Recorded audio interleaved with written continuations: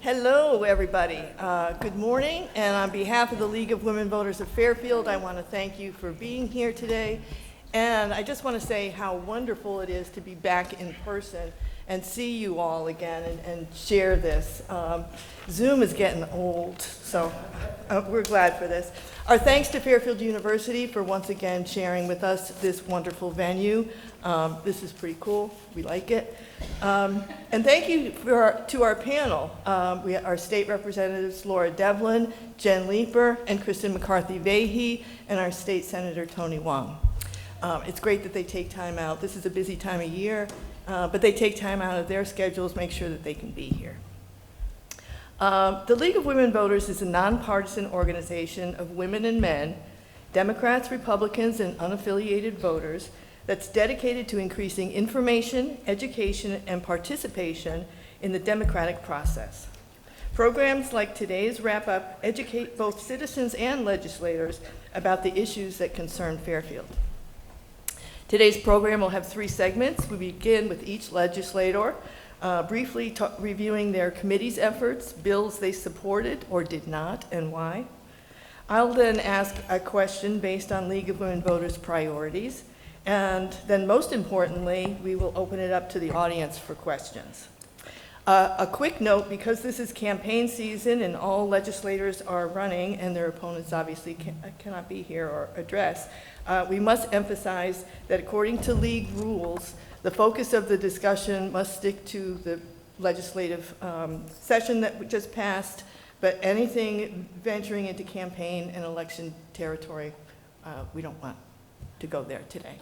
That's just the rules, and everybody understands. You've told us 3 times. I know. And I've got the stick, so.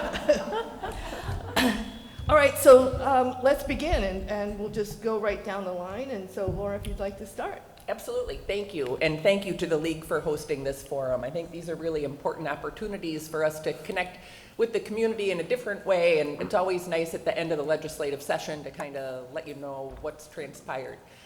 It is my privilege to serve in my 8th year in the State House representing Fairfield and Trumbull, and I serve on the Finance, Revenue, and Bonding Committees, the Transportation Committee, and also the Education Committee.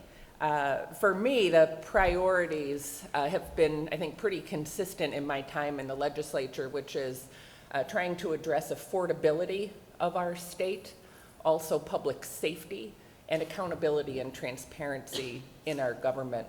For the Finance, Revenue, and Bonding Committee, and one of the highlights, I guess, of every session is the budget that is passed. I did not vote in favor of the budget.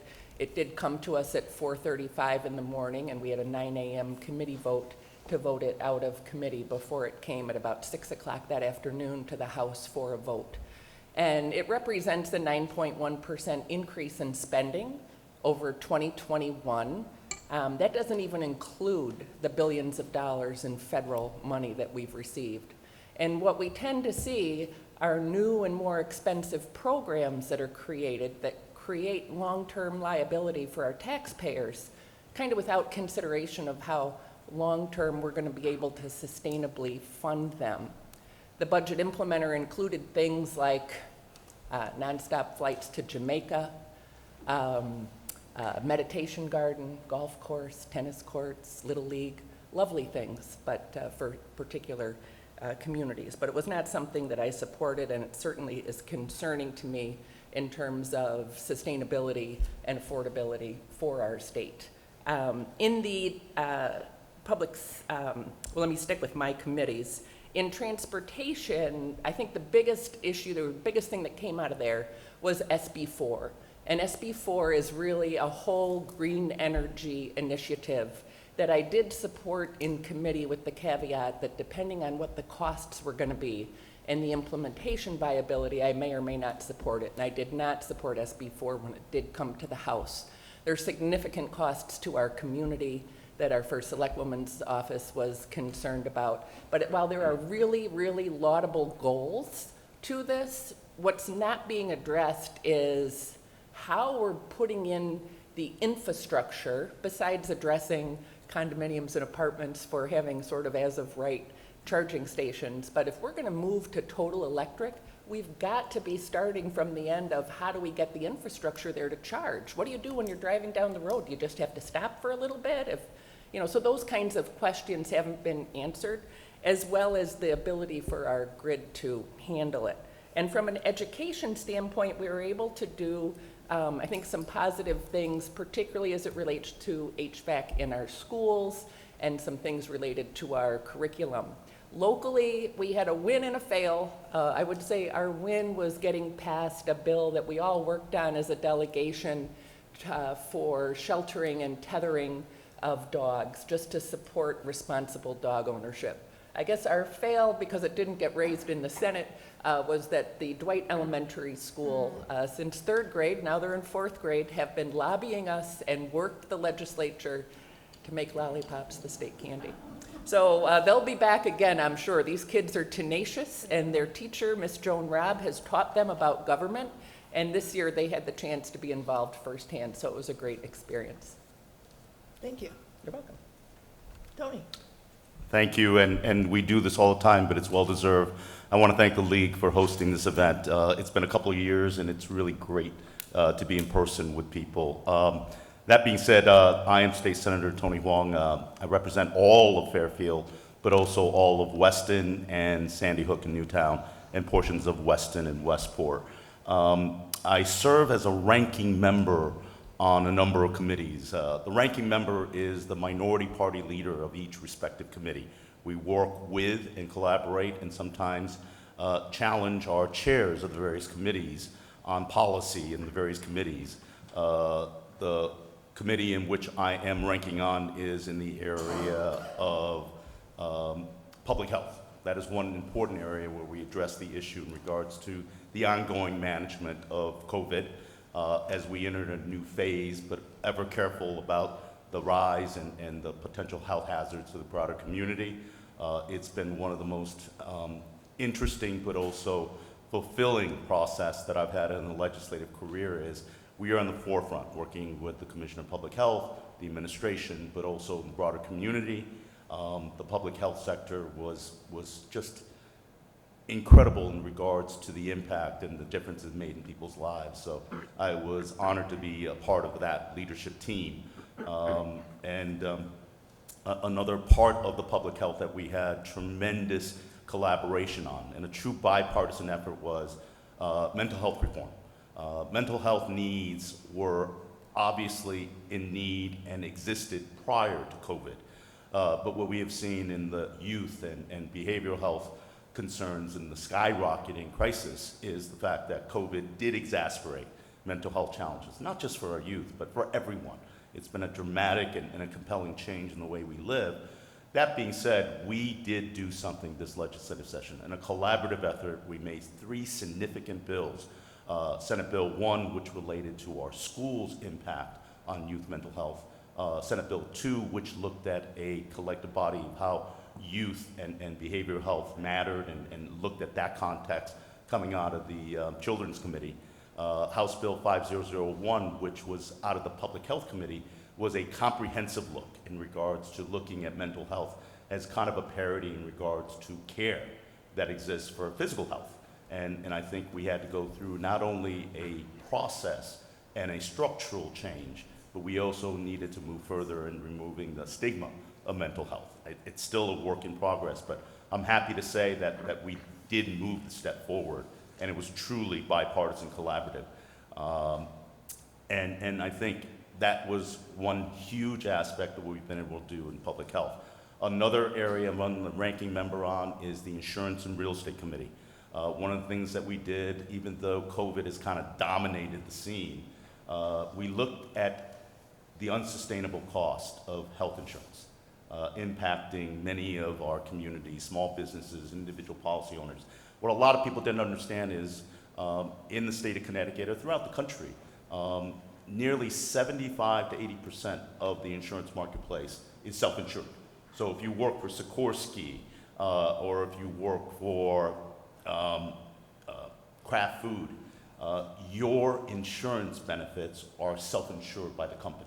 Even though you may have Aetna or Cigna as part of a provider and Anthem as part of your bill, those entities are self-insured and they're negotiated and cared for by the company, even though you have those companies. A lot of people don't understand that. And those governance are guided by federal guidelines.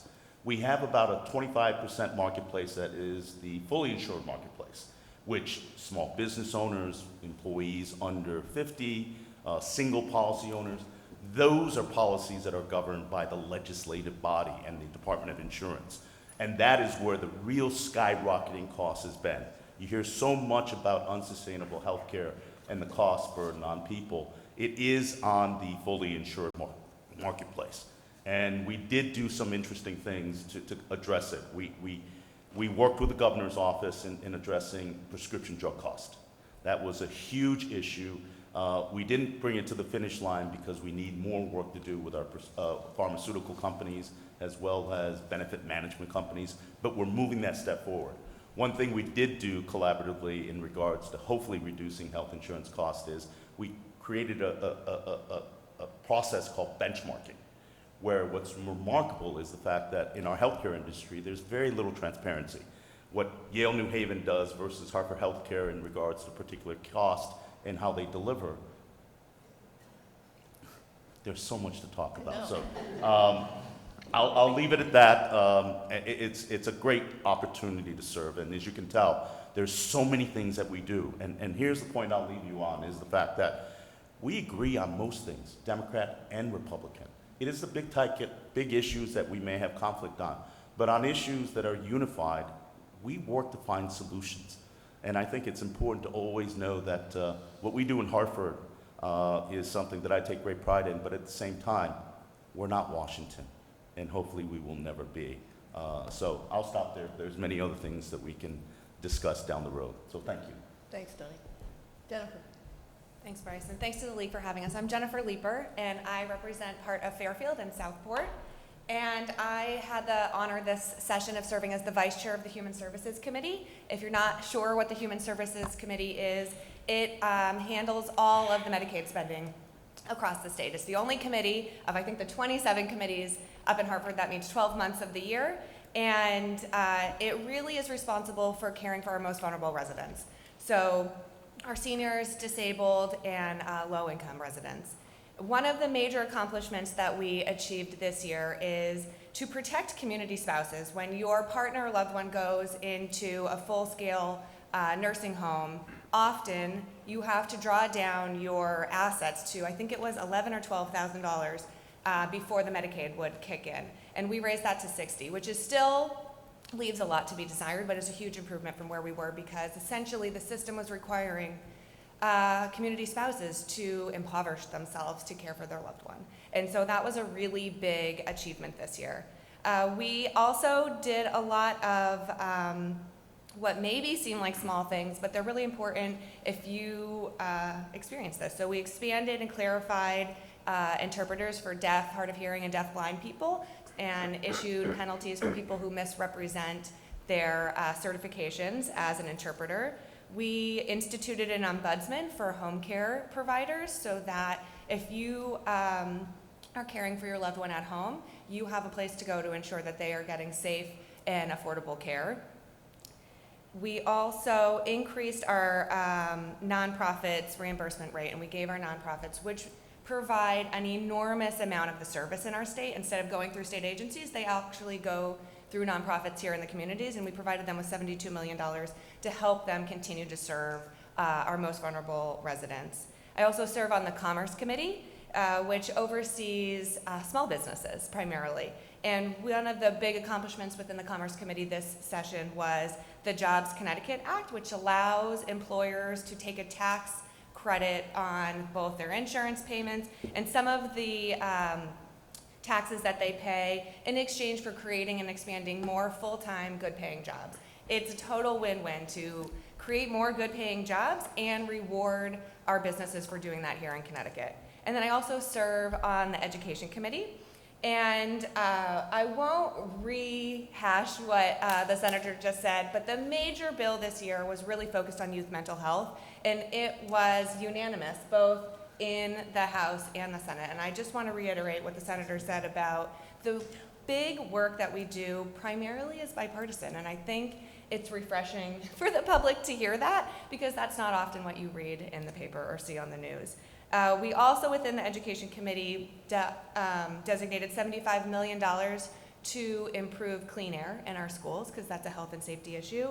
And got a lot of additional funding to stabilize our Office of Early Childhood, so that families seeking childcare, which has been extraordinarily challenging and stressful during the pandemic, can ensure that those providers can stay open, that the individuals working at those child care centers are being paid, and they will remain in place there, so that when people are looking for child care, because I think we've learned more than ever before through the pandemic that child care is an economic issue. If parents don't have a place to safely leave their children, they can't go back to work. So I'm really proud of the additional funds we could do to stabilize that market. And I'm sure we'll have lots of other questions to answer, but I will leave it there for now. Thank you. Kristen, please. Bryce, thank you. Can you just remind me what the time is? I'm going to set 5. Okay, wonderful. First of all, thank you. I'm going to echo my thanks to you, to everyone who's gathered here with us, and to everyone who may be watching this later. We appreciate you and your participation in democracy. I always say I was a League of Women Voters member first before I was a legislator. I serve on 3 committees, the Government Administration and Elections and Transportation with Rep. Devlin, and we have served together throughout, and then I co-chair the Planning and Development Committee. Rep. Devlin mentioned Senate Bill 4 in transportation, which did a lot of things. I did vote in support. One of the kind of wonky things that it did that I'm very excited about is to provide funding for municipalities to update traffic signals. These are the kind of, small things that do actually add up to make a difference in terms of not just traffic and flow, but also our clean air and idling. We also, you may have heard about the electrification of our state fleet and school buses. So I think that's something that's really important and helpful. The Cheaper program was expanded, the rebate program for e-bikes, and expanded to municipalities and nonprofits for them to be able to use that program to help electrify their fleets. The other thing that we did in transportation was create a commercial driver's license program for folks in the Department of Corrections, which is a great workforce opportunity for people who are incarcerated, and it's a shortage area and a tremendous need, so that was really wonderful. In government administration and elections, we passed a bill revising the absentee voting statutes, really to line up our statutory language with what's in the Constitution. And essentially, people now can vote due to sickness and disability, not necessarily their own personal.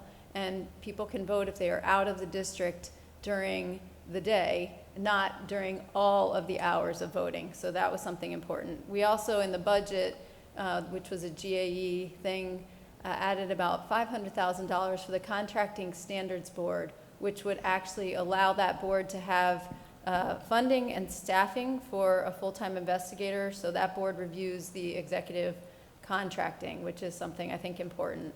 We established Juneteenth as a state holiday. It's already a federal holiday, and in 12 states in the District of Columbia. And then something that actually Rep. Devlin co-sponsored, we clarified and changed that voter registration information will be available, which I think will be helpful logistically. Finally, in planning and development, we did a number of things this session in terms of bills passed. One of them was an outdoor dining bill that originally was an executive order that allowed outdoor dining expansion during the pandemic to help our small businesses. Fairfield that's a robust part of our economy, and I'm really glad that, again, in a bipartisan effort, we were able to expand both those temporary provisions for another 13 months and then create permanent provisions after that. We also passed a bill that would allow remote and hybrid meetings to continue for our municipal groups and state agencies. This gives the option. There is no mandate, but it provides the opportunity for boards to decide if they would like to meet in that manner. This was not a bipartisan bill. However, I will say that Senator Wong and I very much agree on the idea of people being in person as much as they possibly can for those meetings. Something else we did was pass the state's plan of conservation and development, which is the 2018 to 23 plan. We're very late in getting it passed, but we have a working group that is looking at that state process, how the plan is developed, and that's a plan that really impacts state agency decisions, but is important. And we also were able to, again, after many years, pass a bill that assures that our nonprofit group homes receive the property tax exemptions that many believe that they were eligible for. There was actually a Supreme Court case, and it's great to have a resolution to that. I will also thank especially Reps. Devlin and Leeper for their work on the animal tethering bill, which was something that Senator Wong and I supported and shepherded through the planning and development process. And finally, we'll give credit to our own Fire Chief Dennis McCarthy, who worked to help us on a fire bill for our for our fire districts to be able to potentially look at working regionally. They were given money within the budget. We were able to successfully get that for them to be able to collect data. This wouldn't apply to Fairfield, so kudos to the chief for really helping some of those smaller volunteer groups up in the northwest and northeast corners, looking at service time, how safety is impacted, and how we overcome the barriers to help them to be able to work together. So it's really a pleasure and an honor to work on so many things together with both Fairfield local leaders, but also Fairfield residents. And that's something that I'm very proud of at the Capitol, is the way that we have engagement from so many people here in Fairfield. Thanks. Thank you. Chris. Thank you. All right, we're going to open up the question period, but I start. I picked, I win. As you know, the League is very involved in voting. I mean, we get out the vote is kind of one of our banner things. So the League of Women Voters encourages efforts to maximize voter participation. It supports early voting and measures which assure that absentee ballot privileges are available to all electors for any or no reason. In November, there'll be a referendum question on the ballot that would permit the General Assembly to provide for early voting. Additionally, this session expanded criteria for absentee ballots, but we're not up to no excuse absentee ballots yet. Would you each please explain your position on both early voting and no excuse absentee ballots? And we'll go back the other way. And Kristen, we'll start with you and come down this way. Thank you so much, and I always love this question. 20 years ago, I moved here from Washington State, where then I had a ballot that was delivered to me by mail at my home that I was able to fill out with no excuse. I 100% support the ability for our residents to essentially opt out of their vote and to receive an absentee ballot by mail, as many other states around the country have done. It takes some time and it takes some work to get there. We need to make sure that we are working with our clerks and our registrars to address those issues and to assure that they can. I voted in support of that last session. It didn't come up again. The early voting resolution, which we will be voting on at everyone, we meaning all of us as electors this November, I'm absolutely supportive. Again, I think there are important conversations that need to happen to assure that we are providing the support and resources needed in our municipalities, because it's our towns, our local Democratic and Republican registrars who implement our elections. There's support from the state, but really it's our towns and communities that have to do that. And I voted in support and have absolutely been supportive of the absentee ballot expansion bill that we passed this year. But again, that's, as some did say, that it was essentially no excuse absentee balloting.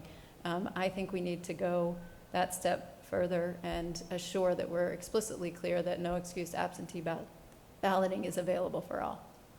Thank you. I am going to essentially reiterate what my good colleague here said, but yes, I am in strong support of no excuse absentee balloting, and I think we witnessed how much we expanded our electorate last year and how successful it was and how much participation was up, and people had an opportunity to, easier than ever, make their voice heard and participate. I think along with that, we now all have a responsibility to ensure that our electorate is informed about who is on their ballot. So often, I think likely all of us, but I don't want to speak for my colleagues, when we knock doors, people raise concerns like, we don't know everybody on this ballot. And so that's a responsibility we'll have to help ensure the public is as engaged as you are all here today and informed. And similarly with early voting, I am in full support, and I look forward to voting on that resolution in November. Thank you. Tony. I fully supported no excuse and absentee voting in all my years in the General Assembly. And the challenge in Connecticut is unusual because it is part of our Constitution. Unlike other states in which there are strict restrictions in absentee ballot. I think you have 4 justifiable reasons. You're either out of town, you're working in a location, or if you're ill. And they're very restrictive. But in order to change the Constitution, it had to go through multiple steps. I think we're finally closing in on that, and I will be supporting that bill. And so that is on no excuse absentee voting.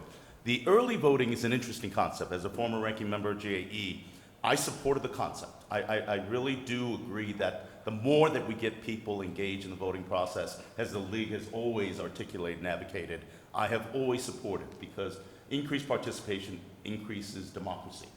But the devil's in the details, because one of the things that I had challenges with Denise Merrill was the fact that if you're going to significantly change early voting initiatives, either it be early voting that begins in October, or electronic balloting, or any of the initiatives, it needs and should be passed by 2/3 of the legislative body, not a simple majority of 1. Just as we have seen the barriers and the challenges to make sure that the process is followed, the feedback and the information is there in changing the Constitution, I truly believe that for us to implement early voting, which is a welcome concept, to innovate, it should have a true bipartisan collaborative effort, not about a majority of 1, but a 2/3 majority that speaks and represents a broader consensus to a collaborative effort, not the majority of 1 making that dictation. So there is incredible challenges, but nonetheless, we have a bill that we passed out this year that will increase absentee ballot access in light of COVID, which in essence kind of bypassed the constitutional restriction in saying anybody, because of the concern of COVID, is eligible for an absentee ballot. So I fully supported that from a standpoint of no excuse, but it's important from a standpoint of maintaining the integrity, maintaining the protection of 1 person, 1 vote, that we have to tread very, very carefully. But again, nevertheless, no excuse absentee ballot, fully support. Increased participation, absolutely. And I think Connecticut has been a tremendous leader in that, even though in the issue of no excuse absentee ballot, we are woefully behind, and I hope we'll change that in the days ahead. Thank you. Okay, so echo. So I also supported both of those initiatives. You know, I think the role of representative is to represent their constituents, and what I hear most from my constituents is they want easy access. So I think the important part, and I was a commuter to New York City for 15 some odd years, so I appreciate the value of being able to get an absentee ballot. You know, when you're going to be getting on a 6:30 a.m. train in the morning and getting home at 8:30 in the evening. No doubt, that's great. But I think that if there's any pushback at all, it's about, you know, confidence and trust in the process. And I have to say, I don't think it helped when Secretary Merrill mailed out absentee ballot applications to everybody on the voter rolls, because it just showed how out of date they were. And quite frankly, that's a function at the local level and a responsibility at the local level, and it's even technically a responsibility on each individual that if you move, you're supposed to notify your registrar of voters. But I think that did not inspire a lot of confidence in terms of the integrity of our voting rolls per se, et cetera. But all that apart, the absentee ballot, more access, I totally support. Early voting, I support what Senator Wong said. The devil is in the details, because what we'll be voting on is the idea of early voting, but there's no details around it. So when? For how long? How many locations? What's the cost? So all of those things really need to be debated. So this is the idea of early voting, but how it's executed has yet to be determined. And I think those things are very important. I don't think that's enough to say don't do it, but I think it does have to be robust and honest discussion about how that would actually transpire. So yeah, I think we're moving ahead. Thank you. I do want to make a note that, Tony, you stole that "devil is in the details" comment from Laura, so it lives on. Okay, now we're going to open it up to you folks, and I'm hoping that we don't have a whole audience of shy people. So if you'd like to come up and ask a question, please do. All right, break the ice, Alex. Yes. Okay, Alex Durrell, RTM3. It's kind of strange. Currently, I'm in your district. I'm currently in your district. After redistricting, you're currently representing that district, and my mom represented your district, and I'm sure my mom was in your crosshairs sometime over there. Anyway, simple question. Transportation, open-ended, be it roads, railways, airports. Go. You guys can jump in whenever. This Ladies is first. Anybody that wants Yes, why don't we start Anybody with that wants to- Jen, we'll kind of, to start. All right, we'll rotate. go ahead. Sure. I feel like my other two representative colleagues should start as they're on the Transportation Committee, but I think we have such a transformative opportunity with all of these federal dollars coming into our state to tackle huge problems of just historic underfunding of our rails and our roads that have gone on for decades and decades that would have been nearly impossible for our state to do alone. We now have a once-in-a-generation opportunity to invest in particularly in rail, in my opinion, and I'm biased, having 2 train stops in my district, because that is a huge economic issue. Every minute closer to New York City you are on the train is $11,000 more in your home resale value. That's huge. Not only that, it's a quality of life issue. People used to move to Fairfield because they could get to Grand Central in 50 minutes. That's now 90 minutes. That is time with your family. That is an enormous quality of life issue that while people might not be headed into the city as frequently as they once were because of COVID, we're gonna head back there. That will change. I think we know these sort of things are cyclical, and to get our rail back to where it was 20 years ago, I mean, I think that's sort of a standard most people wouldn't settle for. And anything else, can you imagine like using a computer you used 20 years ago as being what you're striving for? We have a lot to do and a huge opportunity. And then also one of, I think and I don't want to speak for my colleagues again on the Transportation Committee, but one of the challenges of the Metro North, as I'm sure many of you know, is that it's both Connecticut and New York trying to work together. And so you have to choose priority projects. And one of the major sources of slowdown is the Bronx Junction.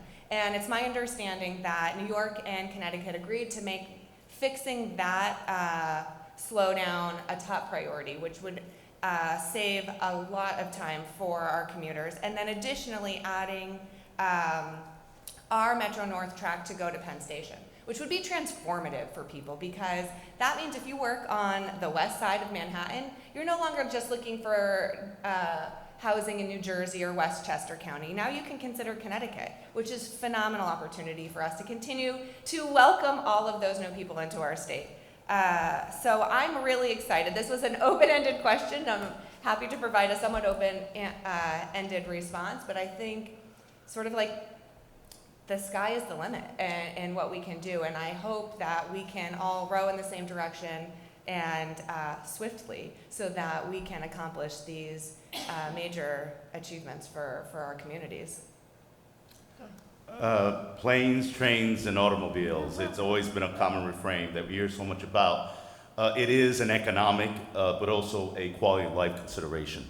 And it is essential. And we did get federal infrastructure money, and we have former Danbury Mayor Mark Boughton, who is the Department of Revenue Services Commissioner, who is in charge of facilitating that. I had many conversations with him. I truly believe it's an exciting time for Connecticut in our infrastructure related to transportation. But another important part of consideration is the fact that COVID has kind of changed the dynamic. It's somewhat sad that when you drive by our train stations, they're no longer filled with parking cars. and that the dynamic of COVID has changed. And I think we need to understand our transportation needs may have shifted as well. Look, we need to take care of the infrastructure, our roads, making sure our bridges are safe so that cars and trains can travel over them safely. But I think we need to do a far better part of incorporating transportation. And we did do that, to the kudos of the members of the Transportation Committee, in looking at pedestrian and local traffic safety. I think one of the things we have seen is increased pedestrian use, walking as a result of COVID and the isolation that we endured.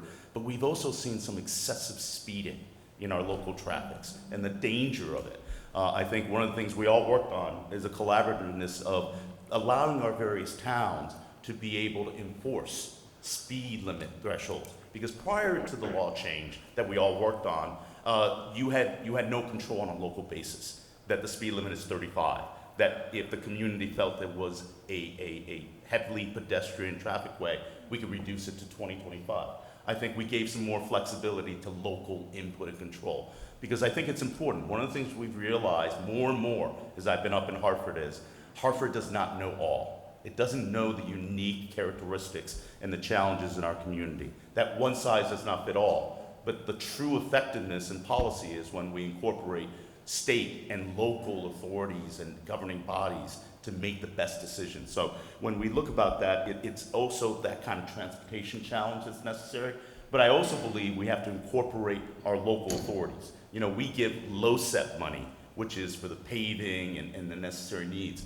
But I think we need to, as we look at transportation policy, and this is where I kind of mentioned Mark Boughton as a former mayor, he has worked much closer than ever in the past with our local municipal leaders in understanding transportation needs. So I think the collaboration between state, with this federal largesse in the money, with local authorities is really an essential part of our transportation infrastructure improvement. Thank you. Well done. So it's a And great. under time. It is an awesome question, and I do, as I mentioned earlier, serve on the Transportation Committee, and we are receiving unprecedented amounts of federal money to invest in our infrastructure overall. There are enormous projects underway. You've seen for quite a while now the Walk Bridge project on the Metro North Line. The Mixmaster is being totally redone. Up in the Hartford area, the interchange for 84 was complete, and there continues to be work. But, and the Tweed Airport is expanding. And I can't say that that is necessarily the DOT. You bring to mind two things. This legislative session was so focused on these massive omnibus bills in every committee that quite frankly were kind of inappropriate for a short session. This is the short session, not the long session. And there was a lot of attention on that. And I yet to have seen from the Department of Transportation, Kristen, weigh in on this one too, because I have not seen that vision, right? What does our state of Connecticut look like in terms of our roads and our rails and our airports and how they all connect? Because the DOT, and God bless them, and they are struggling to get engineers on board. It's like there's so much money, but not the ability to necessarily get it all into projects. But they do have their project list per se that hasn't necessarily shifted. There's more money to accomplish that. But I think what we have yet to see is sort of that big picture. We have pieces, but like, where are we going? And so I think that would be something really important, particularly with the amount of money that we do have. As Jen said, it's a transformative opportunity, but how are we kind of leveraging that and what's the big picture to where we go? And I think that's a miss still.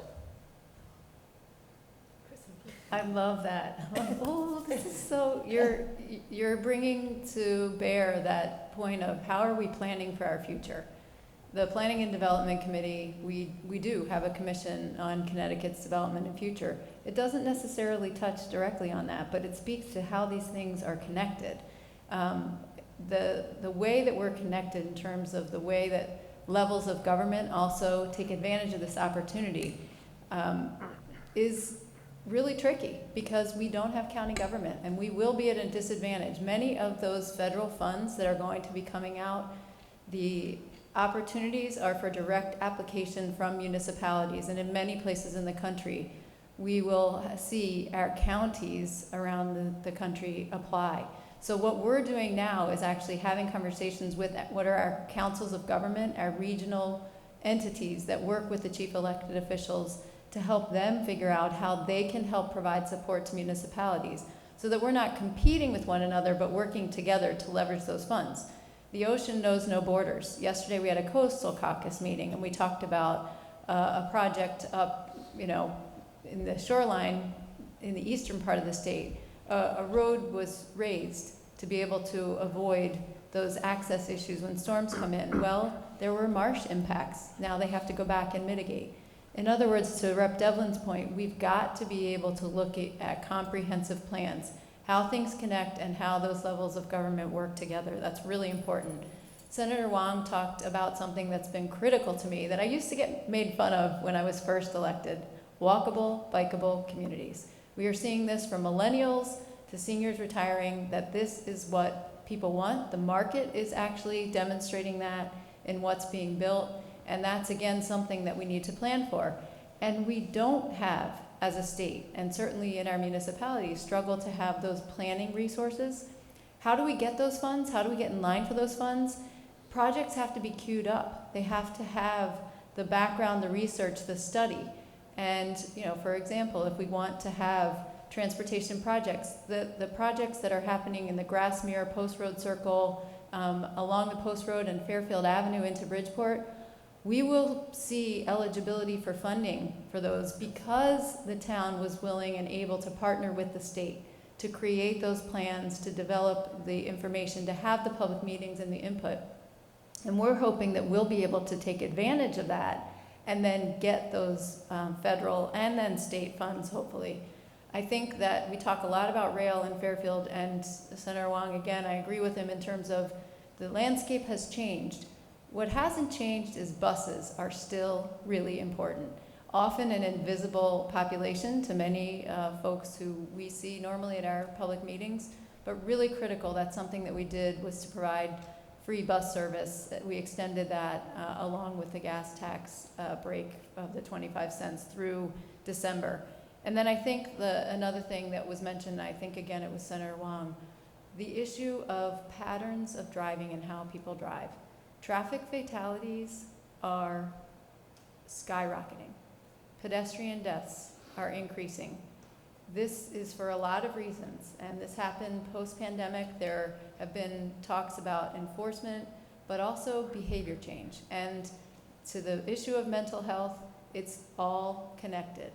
And I would just put that plug out there. The behavior starts with each one of us individually.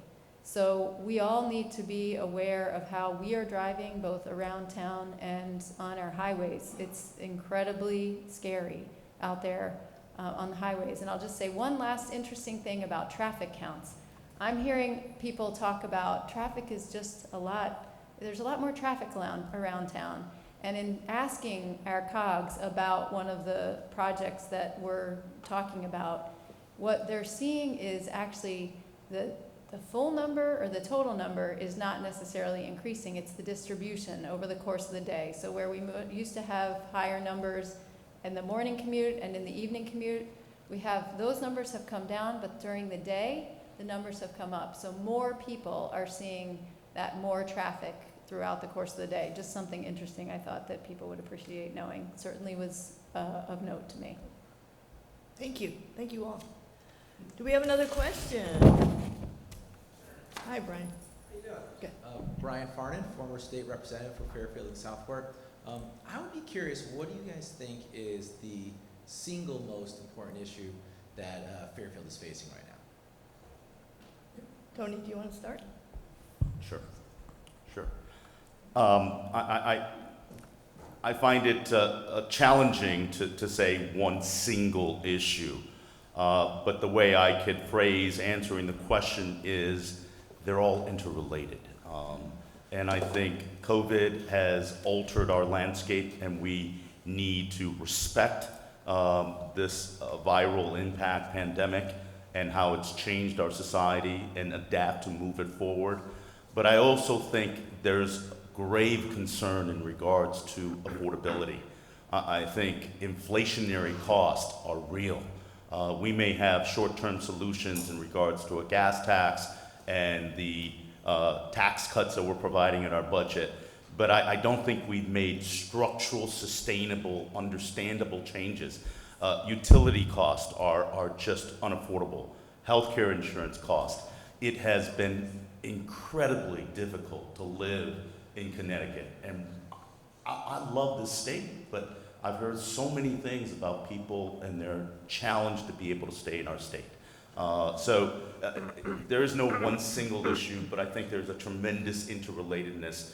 And sometimes for us as policymakers, we spend time in Hartford, but far more important, we should spend time in our districts because we have a unique challenge. Look, lieutenant governors and governors represent the whole state. Our U.S. senators represent the whole state. I have an incredible opportunity to represent the people of the 28th district. So to me, I may differ in my perspective for a colleague in Hartford, Waterbury, or even Stonington. But for me, on the 28th district, I like to believe that I'm engaged and I listen to them. So the single most important thing is they're all interrelated, and for us as a policymaker, we shouldn't be guided by, partisanship politics or hierarchical special interest. I think we have an important responsibility as a representative to be able to see things for what it is and not be guided by party monikers, but by what policy and justification for those policies. So interrelatedness and an approach to legislating based upon the context of your representative role is, I think, the single most important thing. You could tie it into inflationary cost affordability, you can tie it into public safety, you can tie it into mental health. All of it comes together. And again, I think it has to be a collaborative effort in which one side does not know all the answers. And I think the best way we can create a more sustainable and more effective governance and representative governance is that all sides get their input, all shareholders get heard. Thank you. Laura. So I don't know if I can keep it to one, but maybe two. Certainly affordability is one, and I think we had a huge missed opportunity in this last budget to provide sustainable relief in terms of income tax and sales tax reductions for our residents. I just paid $67 to fill up my car. I just got a $1,200 oil bill. This is in the spring, and I really am concerned about the ability of our residents to afford what may be to come. And again, missed opportunities at a state level to try to provide some relief when we have out of control inflation happening that's affecting everything. The other piece, and maybe good news for an election year, is juvenile crime. And we were able to make some strides in this past legislative session, and I think because of that very reason. But there is an acknowledgement that we do need to put in some consequences for repeat offenders. Because one thing I have heard over and over again from the people that I represent is that they don't feel safe. And whether or not it's your car being stolen out of a driveway or an attempt to steal a car or stealing, robbing a home, any of these things. Let's not forget the 2 teachers held up at gunpoint in Southport, for crying out loud. So I was very happy to see some steps taken, and I hope that will help our police in being able to be more proactive and effective. So those 2 things I would say are what I hear is the most important for the folks that I represent. Thank you. Kristen? Thank you so much. And again, I will very much echo how Senator Wong started his comments. I talk often about connection, and as a social worker, see things very much systemically, and things very much are connected. It's probably no surprise the transportation piece, is one thing that I think is a very physical connection. But I would agree that the primary issues that face our community relate to income inequality, and affordability is very much connected to that. I think that, as well as the climate, because we are one of the most vulnerable communities on the East Coast in terms of what we've seen happen here. We've experienced it already, and we are bound to experience it. Again, I co-chair the Coastal Caucus, and we had a meeting with CIRCA, the group from Yukon, who are the experts in providing technical assistance to many communities. And they talk about the fact that it's inevitable we will be experiencing events. We need to continue to take bold and aggressive steps to help mitigate what is going to be happening in our communities. And that's something that's, deeply concerning to me, because it's difficult to face these issues. It's difficult to talk about how we look at our planning and how we look at how we develop. We've got to have those really tough conversations. And affordability, I do think there are certainly things that, I have a diesel vehicle, so it's costing me even more right now to fill up, because that thankfully it gets 40 miles a gallon, but I'm looking to drive less. I saw someone with an e-bike on Fairfield Woods Road with 2 kids on the back behind them. So that's why I'm so happy that we did pass SB4, because I think there will be more people who are going to avail themselves of those opportunities. And also related to affordability is the fact that such a high percentage of Fairfield residents and Connecticut residents are what we call housing cost burden. They pay more than 30% of their income to pay for housing. We will never escape the fact that we are adjacent to one of the most expensive housing markets in the world. And that issue is always going to provide a challenge for us when it comes to housing costs. But particularly at this point, we are at the bottom of the barrel in terms of housing starts. We face a supply issue, which is really challenging. And those are difficult conversations to have about how we address that, not just from a supply standpoint, but from a price standpoint.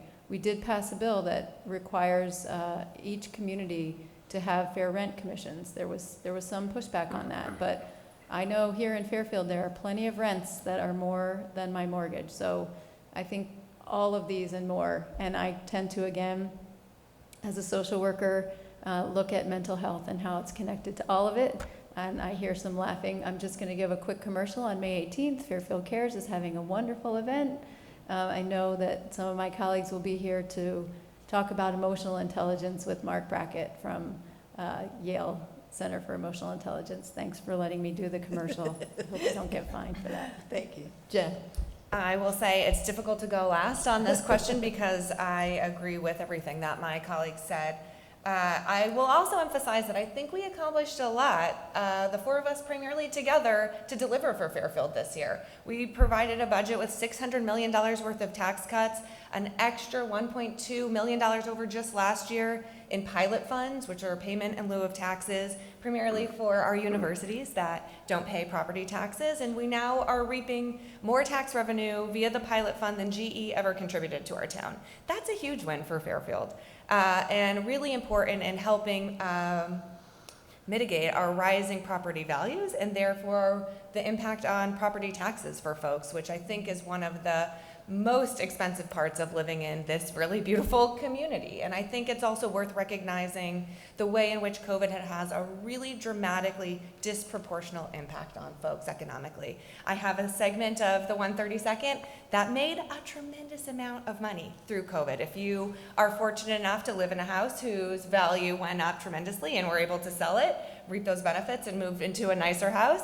And also if you are invested in the stock market, you likely did really, really well. And if you are a person who's not invested in the stock market, who got priced out of your home because the mill rate went up and your assessed value went up, you were really dramatically impacted. Never mind all the folks who lost their job, didn't have childcare, so couldn't get to work. There are rising childcare costs. I mean, our childcare costs before both of my boys were in public school were about the same as our mortgage. It's not sustainable for people. So there are really two sort of dramatically different experiences people faced economically. And of course, we are all deeply committed to whatever we can do to ease those burdens in the short term while inflation hopefully can be worked on at the national level. But I think we delivered a lot for people, and I feel proud about that. And I think one of the top overarching things that I would say, the first thing that came to my mind when you asked that question, Brian, was mental health. Mental health really connects a lot of the big challenges that we're seeing, and as a mom of young kids, I will just share that I think parents of young children were really disproportionately impacted through COVID. I will tell you that teaching a 5-year-old how to read in kindergarten remotely is just not a thing. It's not a thing that's achievable. And having a 3-year-old you're trying to also occupy while also being a working parent, it is incredibly stressful. And I think we all did our best to put on our brave faces for those first 3 months when we thought, okay, we just have to make it through the end of this school year. And then it kind of kept going on. And you know, we're really lucky here in Fairfield. We were a leader in the state. We had our schools open the end of August 2020, but not the whole day, and that is incredibly disruptive. And all of those continued disruptions really had a huge mental health impact, yes, on our children, and I think we delivered a great and meaningful first step for helping support our children's mental health, but also for our grown-ups. And I think we still have a lot of room for improvement and recognizing that and making it something we can talk more about and how we can support each other, both in the community, but also making more services available. And some of 5001, which we passed, will expand our healthcare and mental health care networks and insurance and coverage and bring in more providers, which will benefit everybody. But there's still a whole lot more to do, and I don't think that this is a crisis that's going to go away quickly. I think we'll be dealing with the fallout of this for a really long time, and I think we're likely to view our lives in pre-pandemic and post-pandemic ways a lot in the way we probably also view our lives in pre-recession and post-recession. And then last thing, I think, the 132nd in particular is forecasted to be the most dramatically impacted community in the state by rising sea levels. We have some of our most dense housing by the beach, and that happens to just naturally be a low-lying area. And so everything we can do to invest in mitigation, but also stormwater treatment, all sorts of things to help protect people whose greatest investment in their life likely is their home. And so I think that will be an ongoing challenge. And I think we're taking important steps, but this is a long road, and Connecticut surely can't do it alone, but I think we are doing our best to raise the importance of the issue. So thank you for the question. Thank you. Can you come up to the microphone? Thank you.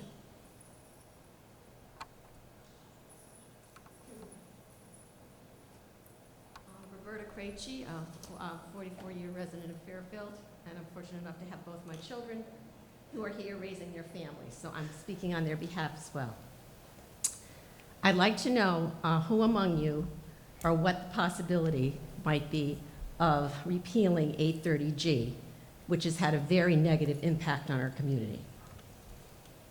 Thank you. Interesting, because if nobody had a question, that was going to be mine. Next. It is a very hot topic, and if you could address what 830G intended to do, what it does, and then what would be the better solution, that would be great.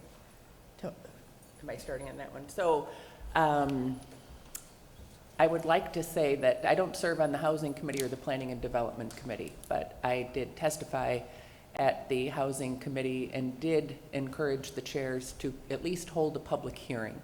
And for some reason, this seems to be largely a party line issue, and it might be more urban suburban issue, which kind of falls then that way. 830G was intended to help develop affordable housing.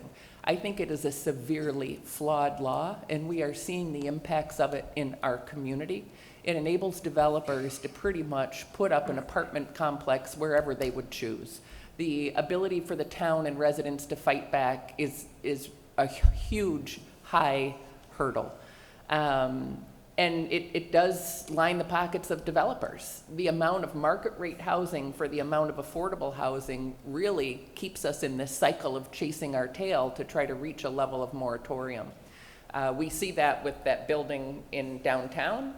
God knows what the outside of that thing is going to look like, and there's another 5-story building proposed right at Donnelly Walk, let alone the whole, one side of our town, which at least is near the metro station, right? But it has turned into just a apartment villa, if you will. But it's not walkability over there. It's not walkability over there, which, down there, it's not walkability. and hopefully some of that, retail space, if the appeal is having access to Metro North. I really believe that inspiring home ownership is far more important. And a diverse housing stock is great. If there's the demand for that, wonderful. But what we are giving developers right now is free license to go anywhere. And clearly, most of the residents of our town, and I have heard across all party lines, the dissatisfaction with what is happening. But I believe home ownership is a way to also address the issues of intergenerational wealth that, can help families get on a path that is far more sustainable than, just paying rent every month. So I don't know if that really answers your question. Having served on the Housing Committee for years, Senator Wong and our first select woman, Kupchak, they fought like dogs for years and were able to get just not small concessions, but it was a huge feat to do that. So I'm sure you'll hear more. I have encouraged the chairs of housing to come to Fairfield and tour.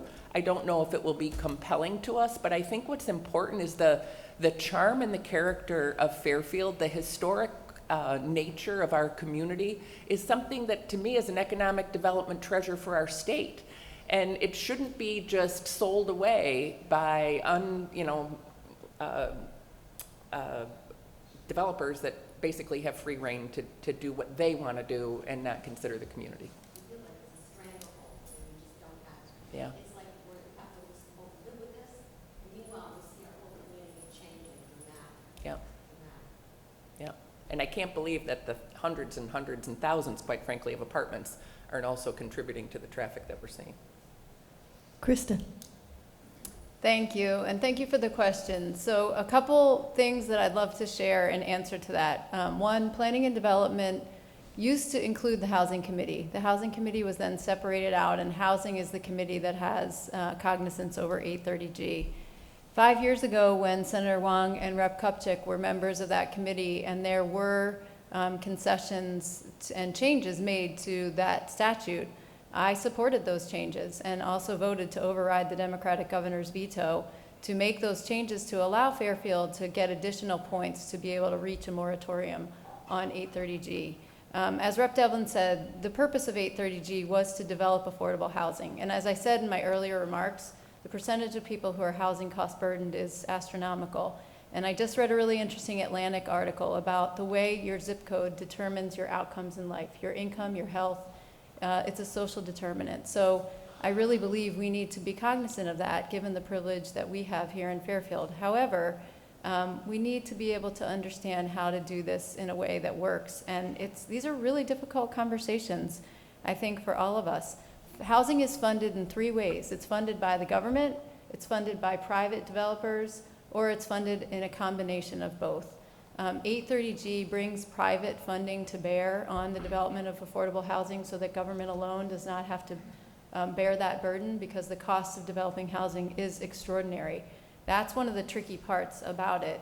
Some of the studies that have been done show that the shortage of units in Connecticut is upwards of 80,000.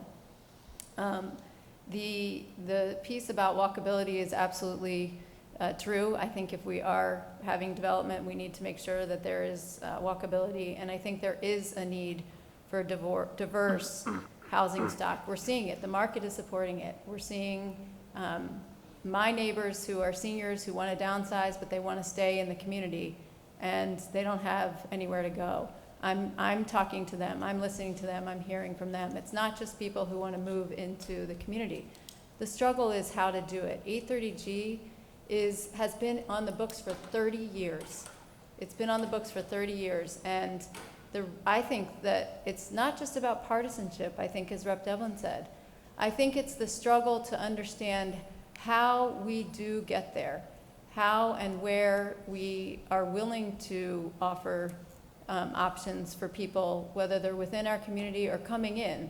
And I think those are really difficult conversations. And that's, I think, what we need to try and have. I'm hoping that through, and here in Fairfield, we've had a great process just this week. The Affordable Housing Committee presented on the Affordable Housing Plan, and the need is tremendous. So I think in terms of 830G, my hope was that we were going to be able to take those the things that we did 5 years ago and extend those, because Fairfield is close to getting a moratorium, but there wasn't the political will to be able to do that this year. Thank you. Jen? I don't know if I hear about any issue as much as I hear about 830G.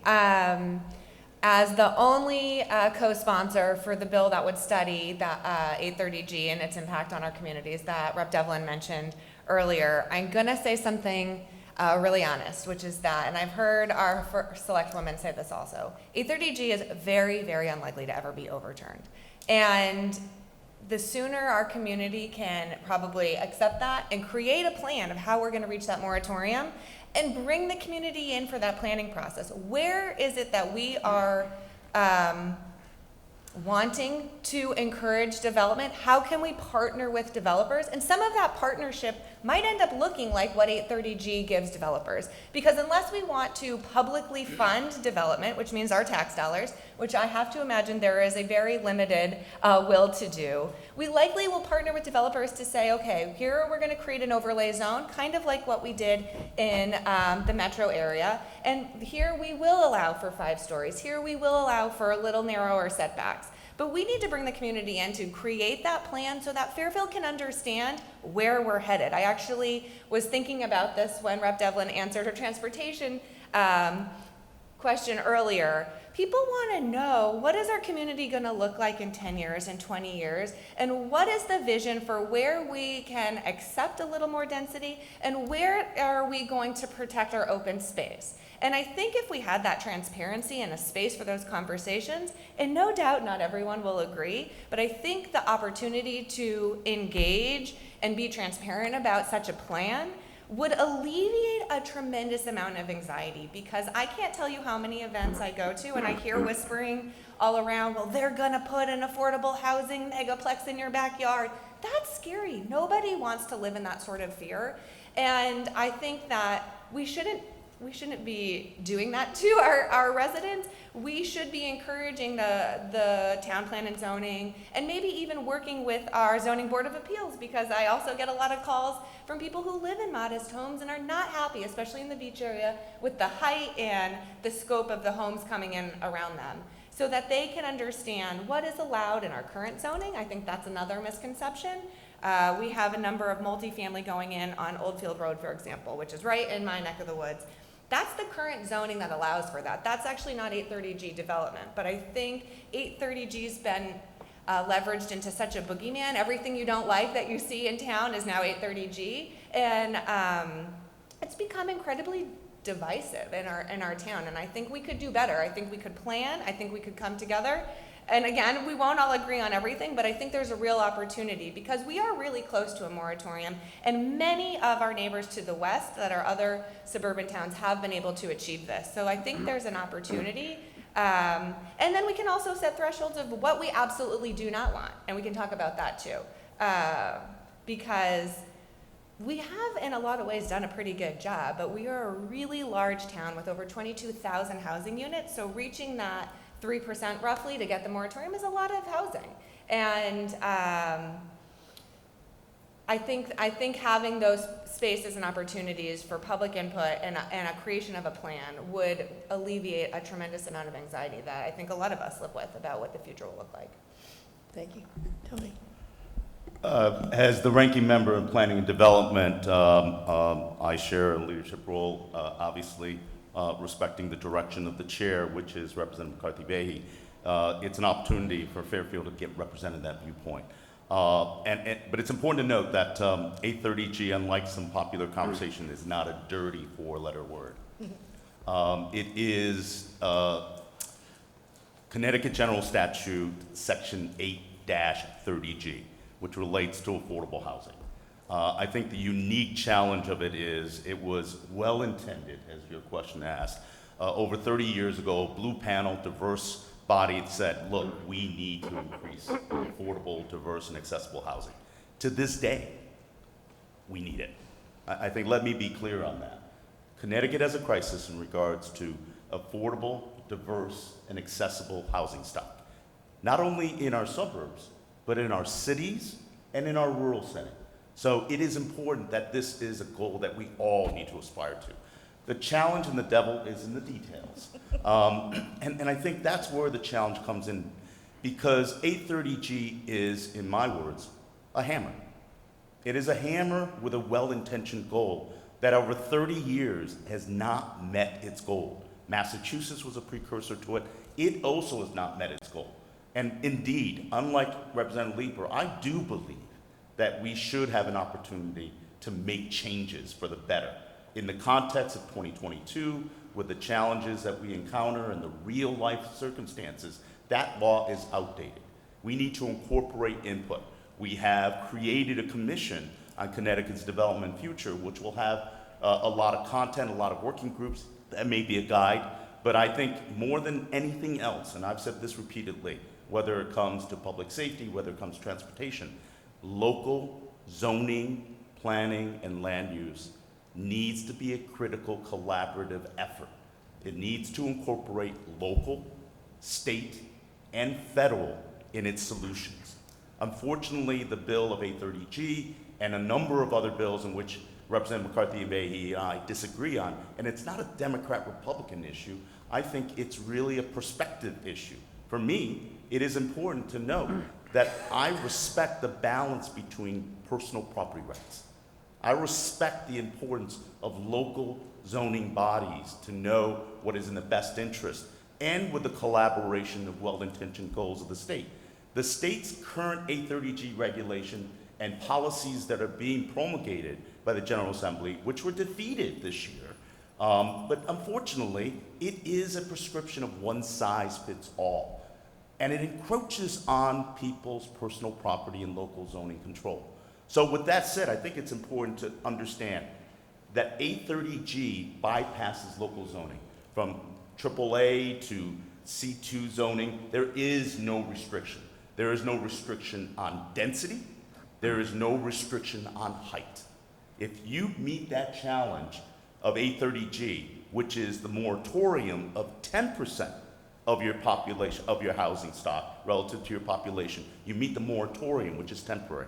In order to fully be protected from 830G application, you need to have 30% of your housing stock be deemed affordable. Now, there are many communities in the state that deeming affordable is not just a cost, but it needs to be deed restricted. And that's the challenge, right? And number three, the biggest challenge I have with 830G and its implementation and the emotional tumult that is created to denote it being a dirty four-letter word is the fact that we in the 830G allow developers to initiate the solution. Some developers are well-intentioned, others leverage through good attorneys and advantageous zoning and 830G legal cases, take advantage of it. And again, people's emotions are roiled because what they prescribe in buying into their home, into their community, a social contract that was reached when they made that initial investment goes by the wayside. It's out of their control. And it's the state telling me that I have no input over my personal property. That's the emotion. And I think the fuel that added to all of this is that the accusation of racism and exclusionary practices has a basis for not meeting the housing stock is, in my mind, offensive to the residents of Fairfield and to Westport, two towns I represent.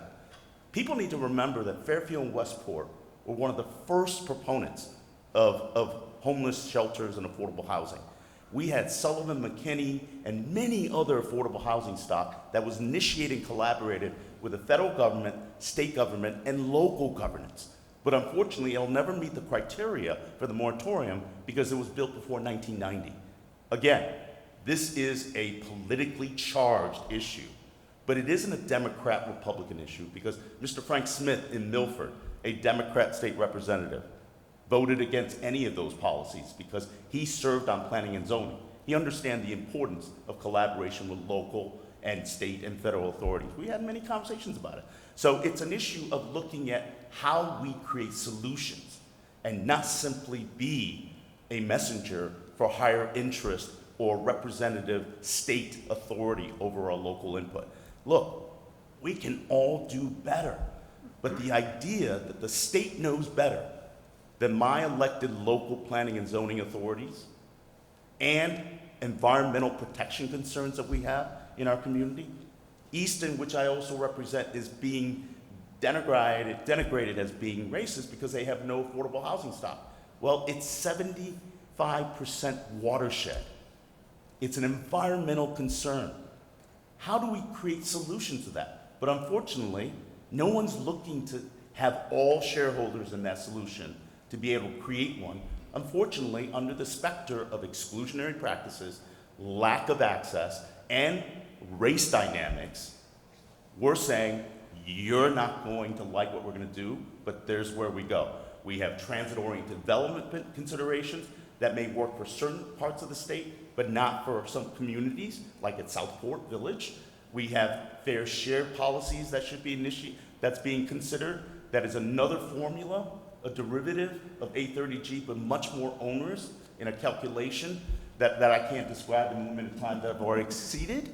But nevertheless, look, we're going to talk about land use and zoning, but never, ever denigrate people who are fighting for their property rights, who are looking to have input and ideas to create better solutions, and not be hidden by the fear that in saying that we don't approve these high-density, high-rise projects, that if we disapprove of them, we're racist.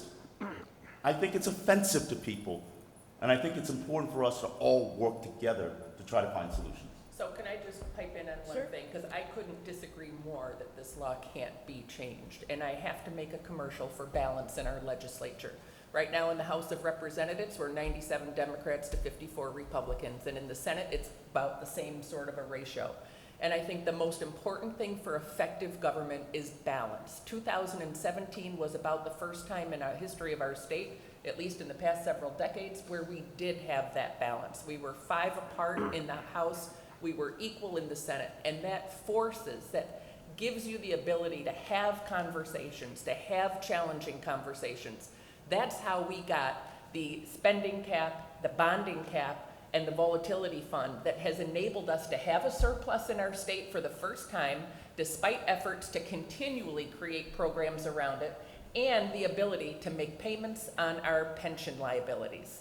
And it is that kind of balance and discussion and discourse, I think, that is so crucial, and particularly on issues like this, where you have to listen to all sides. So that's my commercial for today. Cool. Any other follow-ups? Yes. Thank you. It is really important to listen to all sides. And as Senator Wong said, this actually has not been just a partisan issue. And it's also not about representing higher interests, certainly not for me. This is about trying to understand how we address these real needs. I talked earlier about climate. This is definitely an issue for us in Fairfield. We do want to be able to welcome people to our communities. I want my neighbors who want to downsize from their homes to be able to have a place to go and be able to stay in the community. I want my neighbor whose son is currently living in their house to be able to have a place to stay here in the community. And I want us to be able to have the kinds of conversations that recognize the dynamics of income inequality, as I talked about earlier, and its connection to race in a way that, as Senator Wong said, is not accusatory, is not hyperbole, but acknowledges some of those factors in terms of what zip codes mean for children who are poor, who are white, who are black, who are brown, have as opportunities.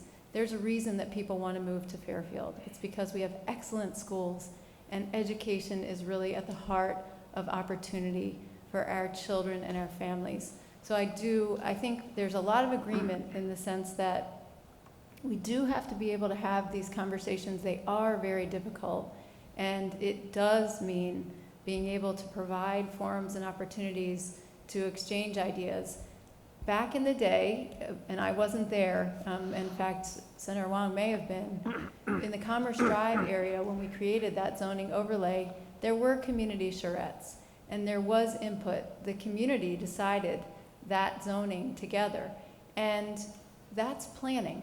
We do not invest in planning dollars in our state, and we do not provide those resources to our communities. We're very fortunate in Fairfield actually to have a few people in our planning department who are incredibly skilled and dedicated, but not all communities have that opportunity, which is why sometimes we as single communities can't do what communities together can do. So I think that's really important. Thank you. Do we have any other questions? This is your opportunity to speak to your legislators. A few things to follow up on affordable housing, 830G. Your name, if I may. Oh, sorry, Jennifer Loya, Old Orchard Park. So I'm a little disappointed. There was an affordable housing input meeting the other night. There were about 10 residents there. None of you were there. We are not close to making a moratorium. The committee said there is no way we're going to meet a moratorium because we keep building and building and building, allowing these lots of units with very small amount of affordable housing in them. And the other ones are at market rate, above market rate. We all would like to see affordable housing. That law is not solving the problem. But on top of that, in a lot of the legislature, it seems to me, and I don't know all the details, in the transit committee, there were some transit-oriented development bills proposed. One being, and I don't know all of the details, within a mile of a train station, that they would put some, this is all from the state, and there would be no public input on some of the developments that would be allowed to be built within a mile of the train station. And as Senator Huang said, that affects Southport in a way it doesn't affect other towns and cities. So I wanted to know, that bill didn't pass, but is that going to come back up next year? That transit-oriented development bill that encompassed the mile radius of the train stations, and what is your feeling on that? I think it's my turn to It go is. first, isn't it? It's perfect. Thank you for the question. May 11th, or whatever day the Affordable Housing Committee plan was held, I was very disappointed to not be there. The state sets the dates for nominating conventions, if I may answer about this, for party nominations for multi-town districts. So I was not able to attend for that reason. But I did speak the next day with Mark Barnhart, Jim Wendt, and Emmeline Harrigan, and as well as Glenn Chalder, who was the consultant who worked on that. And I intend to watch the forum. They have said that they will get me a tape of that. We are close to a moratorium. The moratorium, 10% is the goal of the statute. The moratorium, I'm forgetting the percentage numbers. Fairfield had hoped to really reach that moratorium this year. Unfortunately, that's why I was saying earlier, those extra points that were given 5 years ago when we voted on the changes to 830G, we were hoping to be able to have those extended this year because we are so close in terms of production. But you're raising the fair point that as more housing is built, that numerator expands, and it does make it harder. In terms of transit-oriented development, just a process piece. As a committee, we have a choice to have what's called concept hearings or to hear fully drafted bills. And because of the remote nature of work in the pandemic, in the past 2 years, planning and development, we made the choice to hear only fully drafted bills. So there was a bill that was fully drafted with specific proposals related to TOD that were heard. I hear often about the no public input. The as of right definition means that a community would then create its regulations through a public hearing process. And then following that public hearing process in accordance with any law would be an administrative review by the professionals in the planning department. And to answer your question, I do think that transit-oriented development conversations, not necessarily that specific bill, but I believe those conversations will continue, just as we've been saying. You know, Senator Huang said, affordable housing has to be a goal. Where and how we do it, we have to figure out what makes sense for our communities. And that I can't say, you know, with certainty that there will be a bill that is proposed in the long session. Any legislator can propose any bill, and then the committee will determine whether or not to hear it again, whether it's fully drafted or as a concept. But we had the TOD that we have by Metro Center came from that collaborative kind of process where there was conversation. So hopefully that helps answer the question. Jen, do you want to answer? I don't know how much more depth I can offer than the committee chair herself, but all to say, I'm sure that those types of conversations will continue, and I think that we, or whoever will be lucky enough to represent this community next year, will continue to be deeply committed to listening to the needs and wants of the community, and also recognizing that we have, from various estimates, anywhere from 84,000 to 130,000 too few housing units in this state. And so recognizing the nature of that crisis and how we can work together to find a solution that works for our community while also meeting the needs are conversations that are going to continue, as they should, and continue to bring your voices forward and your suggestions and ideas. And I think we are all open, and I hate to speak for my colleagues, but I feel confident in this. We're all open to always hearing from you and what your concerns are. Thank you. You know, transit-oriented development is an interesting concept, and it's a concept that looks at economic revitalization and diversity. But transit-oriented development means mixed use. It's looking at commercial, retail, and the whole mix of opportunities. And it is an important concept to consider. But let's be clear. Fairfield represents a very interesting dynamic. Fairfield Metro, there's development, there's transit-oriented initiatives. That is possibly an area where we can consider. But then we have Southport Village. This law that we consider is one size fits all. It does not differentiate between Southport Village versus Fairfield Metro. And I actually fought to make one simple change in that. You can do everything you want, subject to local zoning approval. That was never, ever considered. To me, the collaboration between state, federal, and local has to be an essential element in anything that we do. Again, if you want to do TOD development, let's look at it. Let's look at every project. I went to Blueback in West Hartford. It's not transit-oriented, but they created a fascinating retail, restaurant, mixed-use housing, hotels. It's a fabulous economic engine.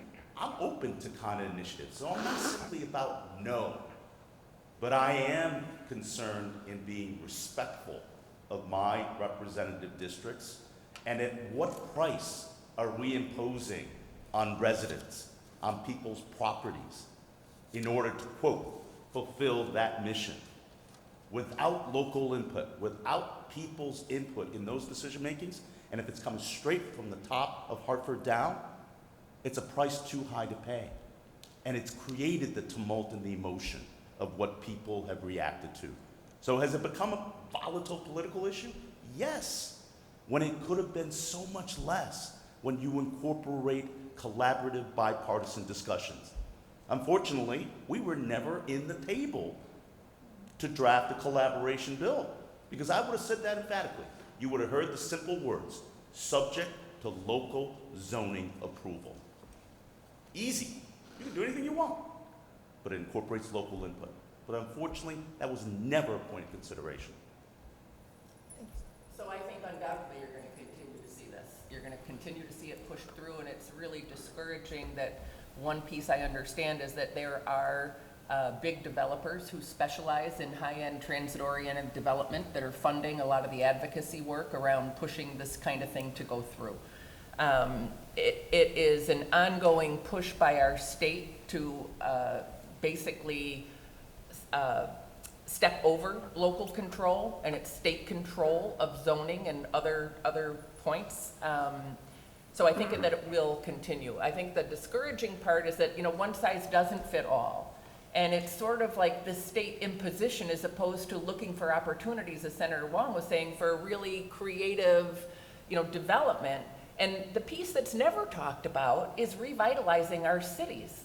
Why can't Bridgeport, Hartford, Waterbury be the kind of community, Stamford's made some great strides, but why can't that be the kind of community that offers all sorts of desirable housing, affordable and all the market rate that we are getting? You know, I think that those are huge opportunities for our community, and it seems like the suburbs are continually sort of targeted, which fine, there may be changes that we need to make, there's other needs that come in, but we're not focused on revitalizing our cities. And I think that that is just a huge piece that would benefit our entire state. I mean, you know, my kids are in New York City. They want the vibrancy of being in a city. Why can't we create that here? Even New Haven. So those are my thoughts. Thank you. Chris? Thank you. Just a couple things in terms of the TOD bill. It was never voted on in committee. So oftentimes after the public hearing process, that's when the negotiation occurs. I fully hope, if I have the opportunity to return, that I can work together with others if we're going to continue, and including Senator Wong and everyone from the community, to talk about what we can do if we're going to be having those TOD discussions. I also just want to touch base. Rep. Devlin alluded to kind of the funding from developers. Specifically, Regional Plan Associates was kind of implicated in conversations. It's a 100-year-plus organization that covers New York, New Jersey, and Connecticut. And they have been a valuable resource here for us in Fairfield. In fact, they were the ones who helped us with that Commerce Drive overlay, and I hope that they will continue to be a great resource for us. And finally, in terms of revitalizing communities, last year we passed a bill that actually provided hundreds of millions of dollars that our cities, and I believe they met this past week, the committee, that our cities will be able to tap into for specific resources for just that. We do have to revitalize our cities. In Connecticut, our cities are so much smaller than they are in so many other areas. And in many places, the MetroCog region, multiple towns, would be one city and operate together. So I think we have to think about that to, you know, Rep. Devlin's point in terms of, again, how we're working together with those other neighboring communities. I think it's an appropriate closing to reflect that. Representative McCarthy-Vahey is correct. It didn't come up for a vote. And that is because public input was heard, whether it be the voice of reason that kind of took over, or political pressure, or an election year. Here's the reality.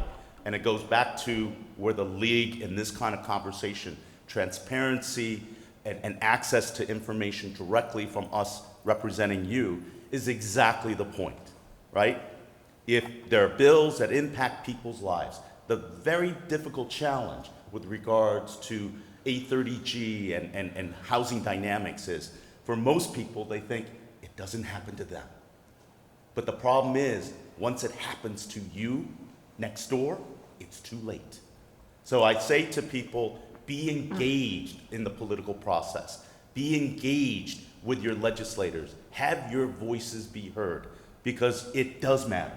Just as we talked about the lollipops with the 3rd and 4th graders, right? That was a valuable lesson for these young people, not to be so dismayed and so disgusted with the partisanship and not having people's voices be heard. The appropriate closing to this is the league espouses engagement, participation, and having your voices be heard. Some of these laws did not come to be because people's voices were heard. And that could be an appropriate closing, and I want to thank the league for hosting these kind of opportunities, because it does matter. Your voice does matter, and you need to be heard. Can I make it closer? Yes. So I just want to respond to the state. We are the state. Like, we are elected to represent all of you. It's not some one influence. It's us listening and engaging and participating in this process. I live in the TOD for Fairfield train station. I am the co-chair for the state's Main Street working group. We work on finding ways to engage with communities, to do historical preservation and restoration. I'm deeply committed to these issues. So I just want to reiterate, this is not some sort of partisan divide on the state coming in and telling local municipalities how to operate. And I just also think it is all that much more important to ensuring our town engages in that planning process to decide here at the local level how we do want to proceed forward. Because if we can meet those goals in a way that we decide is fitting for our community, then we will have met those goals the state is or the legislature is determining are adequate for our housing needs. And that is and both. We can do that here at the local level and have the state also working towards expanding a diversity of housing, so. Well, I'd like to take this opportunity to thank you all for being here. As always, it's an engaging conversation. We had a great audience. I'm glad that you were here. We have it filmed. It will be on Fair TV at some point. We'll all be stars. So once again, thank you. I know you have busy days, and there's a lot. This is a busy time, so. On a note of personal privilege, if I may, I wanted to thank Representative Laura Devlin for her 8 years of service. One being my state representative and being the state representative for the 134th district. She is not running for re-election.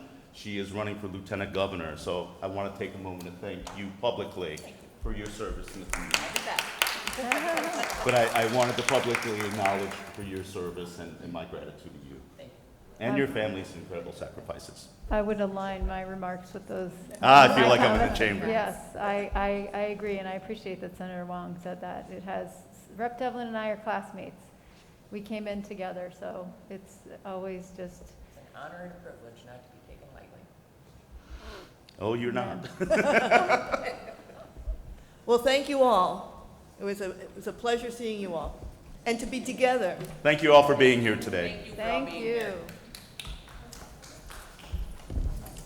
And it looks like Ward is winning. See, it was so engaging that they're missing out on the baseball game. Get to the game. Thank you so much. It's over. Good job. Ironically, Ed owns it too. It's over? It's well, I'm sure. Ladies, I'm off to the Grange. I'm late for our holiday luncheon.